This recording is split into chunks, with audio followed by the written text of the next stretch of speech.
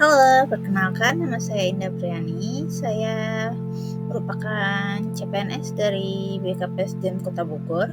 Di sini saya akan memberikan hasil resume dari pembelajaran kesiapsiagaan bela negara. Oke. Tujuan pembelajaran ini adalah untuk mampu memahami kerangka bela negara dalam latsar CPNS dan kemampuan awal kesiapsiagaan bela negara. Lalu yang kedua, mampu menyusun rencana aksi bela negara. Dan yang ketiga, mampu melakukan kegiatan kesiapsiagaan bela negara.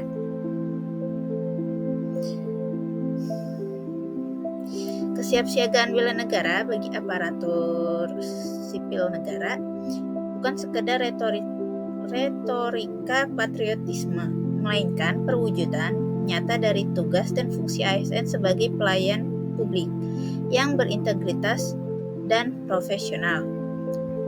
Kesiapsiagaan ini adalah modal dasar baik secara fisik, mental maupun sosial yang wajib dimiliki setiap ASN dalam menghadapi berbagai ancaman, tantangan, hambatan, dan gangguan demi menjamin kelangsungan hidup bangsa dan negara berdasarkan Pancasila dan Undang-Undang Dasar 1945. Oke, kita bisa lanjut. Apa itu bela negara? Bela negara didefinisikan sebagai sikap dan perilaku warga negara yang dijiwai oleh kecintaannya kepada Negara Kesatuan Republik Indonesia atau NKRI, yang didasarkan pada Pancasila dan Undang-Undang Dasar Negara Republik Indonesia tahun 1945. Lalu bagi ASN, makna bela negara diinterpretasikan sebagai pengabdian yang tulus dan profesional dalam melaksanakan pelayanan publik dan menjaga keutuhan sistem pemerintahan. Kita lanjut. Baik, ini adalah landasan hukum bela negara. Landasan hukum utama kesiapsiagaan bela negara adalah Undang-Undang Nomor 23 Tahun 2019 tentang pengelolaan Sumber Daya Nasional atau PSDN untuk pertahanan negara. Undang-undang ini menempatkan bela negara bukan hanya sebagai urusan militer, tetapi sebagai urusan seluruh komponen bangsa.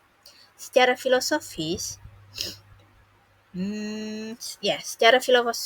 dasar hukum ini bersumber dari pasal 27 ayat 3 dan pasal 30 ayat 1 Undang-Undang Dasar 1945 yang mengatur keikutsertaan setiap warga negara dalam upaya pertahanan dan keamanan negara.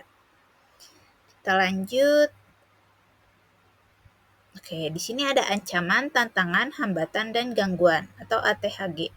Ancaman siber ini adalah serangan terhadap sistem informasi dan data strategis negara. Lalu ada ancaman ideologi.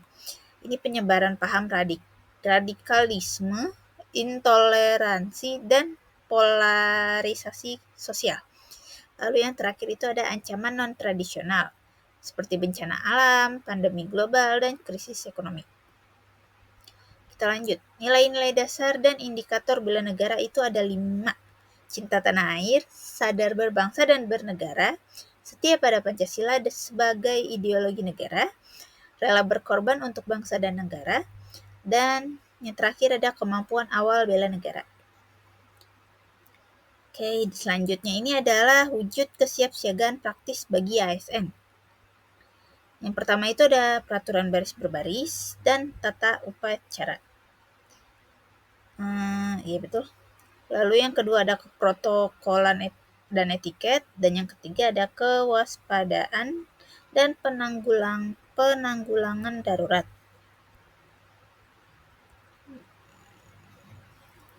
Di sini itu ada rencana aksi bela negara atau RABN sebagai implementasi. Ada yang pertama itu terukur. Terukur itu setiap aksi memiliki indikator keberhasilan yang jelas dan dapat dievaluasi.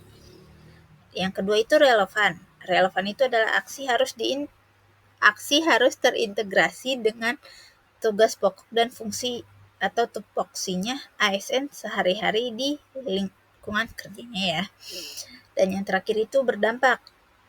Aksi ini maksudnya aksi bela negara ini harus menghasilkan perubahan positif baik bagi diri sendiri, unit kerja kita, maupun masyarakat yang kita layani.